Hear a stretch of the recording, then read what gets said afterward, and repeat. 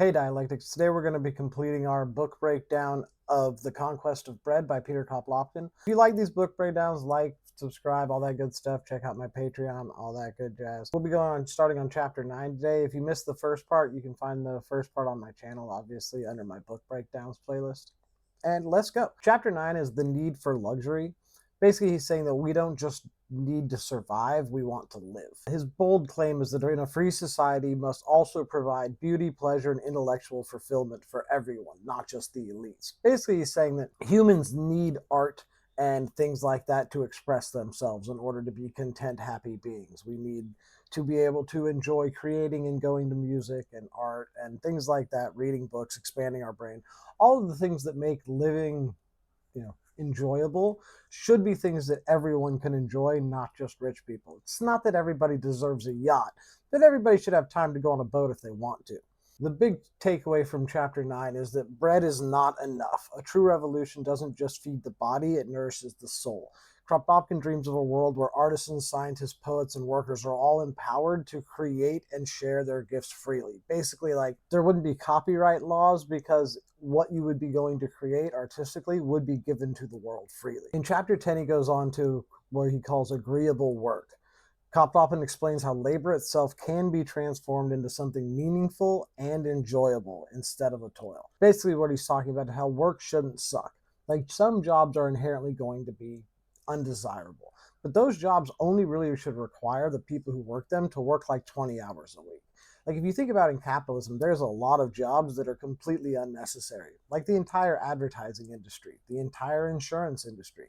These are all things that the entire industry is completely unnecessary and is only there to create more profit. We don't need those industries, which means all the people working in those industries could be doing things we actually need, which would very much so drastically reduce the amount of hours we need to do that. Like, if we need 40 hours a week of someone to take the trash out, well, we only need 2 people to do that for 20 hours. And since we don't have a guy selling you insurance anymore, each person can only do it for 20 hours. We should make the worst jobs rotated to where the only people have to do those for a little while, the things that nobody wants to do. But most jobs we could have done by the people who are the best at it and actually wanted to do it. We should have doctors who want to be doctors to help people, not who want to be doctors because it will pay their bills. These are very different things. In chapter 11, he talks about free agreement. We don't need rulers to organize. We just need each other. In this chapter, Kropotkin lays out how the core principle of anarchism, that people can organize society through voluntary cooperation, not laws, police, or government. This is one of the things I personally disagree with anarchists on, but, this is his points. Voluntary cooperation already works in science, commerce, and daily life. Kropotkin gives real examples of how scientists collaborate across borders without needing a government. How railway companies from different countries can coordinate schedules, how farmers and merchants can trade without a central planner. A lot of these things are done for the mutual benefit of everyone involved. And he just basically argues that we could take that to a larger scale past, the small communities that it happens in now. Obedience isn't an order, consent is. Kropotkin flips the idea that authority is needed to keep peace. He says real order comes from people understanding, agreeing, and cooperating, not from being told what to do. And I actually do agree with him on that. We already know how to work together without rulers. We just don't realize how much we do it already. Kropotkin wants people to understand that we already work together. We just need to take that to a larger scale. In chapter 12, Kropotkin goes into objections. He basically says, but wait, won't everything fall apart without bosses? Kropotkin responds to this common argument against anarchist communism. He basically takes what people say against him and tries to give examples of why they're wrong. Like, people say no one will work if they're not forced to. His response is that not only true under a system where people work for someone else's profit, people already work hard on their passions in their communities and for causes they care about without being forced. You can see this as in people do things voluntarily that they like to do. If labor is fair, useful, and done in good conditions, people will work, especially when the results benefit everyone, including themselves. You will work in the farm if you know that it's going to feed your family. Another objection people have is people are too selfish or lazy for this to work. His response is that that's a myth created by the systems that breed selfishness. Mutual aid and cooperation are just as natural as competition. History, nature, and even modern life shows people helping each other constantly. It's how we've survived as a species. He points out that anytime there's like a natural disaster, people don't start fighting each other. They inevitably start helping each other to try to benefit all the survivors at the same time. When people ask who will do the dirty jobs, his response is everyone shall share the burden of many dirty jobs can be made easier and eliminated with technology. Rotating necessary labor means no one is stuck with it forever. So even if you do get stuck with one of the shitty jobs, we can rotate it out to where you're only doing it every now and then. Plus, with automation and smarter systems, we can eliminate a lot of this drudgery. We should be automating bad jobs, not making automated art. Other people will say, but look at failed revolutions. Kropotkin's response is many revolutions failed because they replaced one form of power with another, not because the ideas of equality and cooperation were wrong. He warns that centralized power always regenerates inequality, even after revolution. The solution is to organize without new rulers, not to give up. He's basically saying that we should organize on a community level and not have leaders. I kind of disagree that this will work because historically humans like leaders, but this is his argument. The fifth argument that he tackles when people say this all sounds too idealistic. His response is what's truly unrealistic is believing capitalism or the state will ever stop exploiting people. Anarchist communism isn't utopia. It's practical, flexible, and based on human needs, not profit. We're already doing parts of it in everyday life. Co-ops, community gardens, open source software, mutual aid.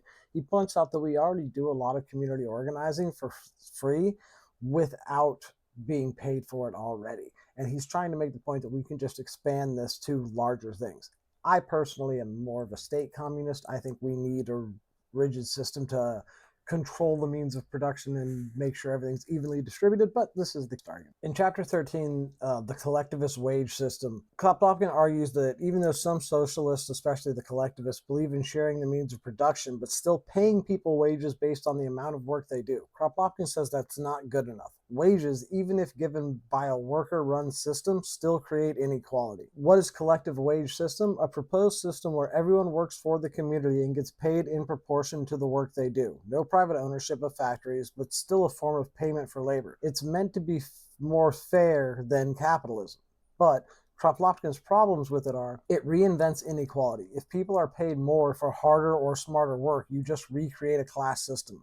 Who decides what's worth more, a miner or a teacher, a doctor or a farmer? Labor can't be measured fairly.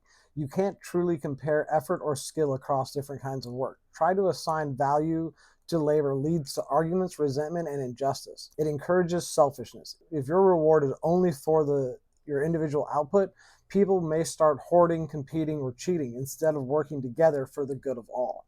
You still need bosses. Someone still has to measure, supervise, and enforce all this. That means bureaucracy, hierarchy, and possibly exploitation, all the things socialism was supposed to end. Chapter 14 is called Consumption and Production. Basically, let's start with what people need, not how much profit we can make off of it. Instead of producing to create profit and then figuring out who can afford it, we figure out what people need and produce enough for everyone. Capitalism produces goods based on demand from people with money, not from real human needs. Kropotkin says we should survey communities, learn what they need, bread, housing, fuel, etc., and produce accordingly, so that we actually only produce the things we need and don't overproduce a bunch of crap that ends up in a landfill. We must recognize everything, but it is possible. Kropotkin acknowledges this isn't easy. It means rethinking all of society's priorities, but it can be done, especially in times of revolution where people are ready for change. Chapter 15 is the division of labor. No more lifetime jobs as humans cogs in a giant machine. Kropotkin argues that the way modern society divides labor is dehumanizing. People are turned into specialists who repeat the same task over and over again, day in and day out, like machines. He says this isn't natural and it's not necessary. The division of labor under capitalism equals alienation. In most jobs, people are forced to specialize in one repetitive task, like a factory worker or a cook, whatever your job is, that becomes the one thing you do. This stunts creativity and disconnects people from the meaning of their work and turns them into wage slaves. This system only benefits capitalists. Breaking labor into tiny tasks makes production more profitable, but only for the bosses and owners. The workers lose control, dignity, and variety while the owner gets richer. A healthy society should promote variety in work. Kropotkin believes people are naturally curious and creative and would choose to do different kinds of work if given the chance. A balanced life includes manual work, intellectual work, and leisure, not 40 plus years of doing one thing for a paycheck. Mixing types of labor is good for people. He imagines a society where people might farm in the morning, write or teach in the afternoon, and do community work or study in the evening. This kind of life builds a more well-rounded, fulfilled, and engaged human being. Free access to mutual aid makes this possible. When people's needs are met and they aren't tied to wages, they can choose to be how they want to contribute. People will rotate jobs, work in teams, and help where it is needed, not where a boss says they have to go. Okay, in chapter 16, the decentralization of industry, why should all the jobs and factories be crammed into dirty cities? Kropotkin challenges the idea that industry must be centralized in massive urban centers. He argues we should spread out industry, bringing it closer to where people live, so rural areas and small towns can thrive too, not just big cities. He wants a balance between agriculture and industry in the same communities, not separated by geography, class, or wealth. Basically, he's saying that if the industry is moved too far away from people and centralized the way it is, it makes it easier for the people in charge to run everything. Centralized industry is unhealthy and unjust. Industrial cities are overcrowded, polluted, and exploit workers. Meanwhile, rural areas are neglected and agriculture is often treated as less important work, even though we all need food to live. Modern tech allows us to spread industry out. Even in Kropotkin's day, machines were getting smaller and more portable. There's no reason factories need to be gigantic or crammed into cities anymore. With modern tools, you can have productive workshops nearly anywhere. Combining agriculture and industry equals balance. He imagines communities where people grow food and produce goods together. This makes people less dependent on distant corporations and more in control of their own lives. He's very into decentralization and decentralizing systems so that everything is done on a more local level, which, although I agree with it, is not the most efficient way to produce things, which is why I'm not an anarchist. In chapter 17, he calls self-sufficiency. He's basically saying that we don't need to rely on kings, corporations, or empires. We can take care of ourselves. Kropotkin argues that communities should be self-sufficient, meaning they produce most of what they need, food, clothing, tools, housing, locally, without depending on faraway factories, landlords, or foreign trade. It's not about isolation, it's about freedom, security, and dignity. Kropotkin is basically saying that if everything is done at the community level in small communities, then it will be much easier to stop any hierarchies from being created. But in my opinion, it's not as efficient and won't be able to feed and house as many people as we can with current means of production. But the system would be more fair. Chapter 18 is the exchange. Even if you take away money, trade still creates unfairness. So what's the alternative? Kropotkin tackles the idea of that just replacing money with barter will solve inequality. His answer, no. Even direct exchange, like trading apples for shoes, still leads to power imbalances, hoarding, and unfairness. Instead, he proposes a gift-based economy, needs-based system, where goods are shared freely according to what people actually need, not what they can trade for it. Barter is just money without coins. People think if we ditch money and just trade stuff, everything will be fair. But barter still values people by what they can offer, not by what they need. If you don't have something valuable to trade, you go without, even if you're starving. Exchange encourages selfishness. When things are traded, people start hoarding, worrying about prices and making deals instead of helping each other. Everyone becomes a little capitalist trying to get the most for the least. It breaks solidarity. In a barter or market system, your neighbor isn't a friend. You're competing with them. That weakens the sense of community and replaces trust with transactions. Value isn't fixed. How many potatoes are worth a coat or a medical treatment? Who decides? The trade creates arguments over value, which leads to inequality and power struggles. Needs-based distribution is better. Instead of asking what you have to trade, a better systems ask what you need to live well. What can you contribute to help others live well too? This removes profit from the equation and replaces it with cooperation. Chapter 19 is the consumption of need. How do we decide who gets what in a fair society? Answer is give people what they need. Kropotkin argues that production and distribution should be organized around human needs, not profit, wages, or work quotas. Rather than asking, what did you earn? The question should be, what do you need? Needs should drive production. In capitalist societies, we produce what's profitable, not what people actually need. A rational, ethical economy should start with a list of needs, food, shelter, clothing, healthcare, education, etc., then produce those things. No more scarcity thinking. Capitalism makes us think that we can't afford to feed or house everyone. But we already produce enough. The problem is waste, hoarding, and misdistribution. We already rely on free consumption. Think about libraries, parks, and public fountains. You don't pay per use. Kropotkin says, why not expand that logic to all necessities? Don't track every transaction. Trying to assign value to every loaf of bread or every hour worked is inefficient and unjust. People's needs vary. A sick person might need more rest. A parent may work less. That's not laziness, that's just life. Work won't stop if goods are free. Critics will say if you give people stuff, no one will work. Kropotkin disagrees. People who want to contribute, especially when they're cared for and treated fairly. It's the wage system, not free goods, that kills motivation. The goal is dignity, not measurement. Kropotkin rejects the idea that we must constantly calculate who deserves what. Instead, we should focus on building a world where everyone has what they need to live fully and contributes the best they can. What would this even look like? Instead of rationing or making people work for food, communal stores would offer essentials to everyone. Communities would plan production around actual needs, not market speculation. Workers wouldn't be punished for getting sick, injured, or needing time off. They'd still receive everything they require to live with dignity. Chapter 20 is the decentralization of industry.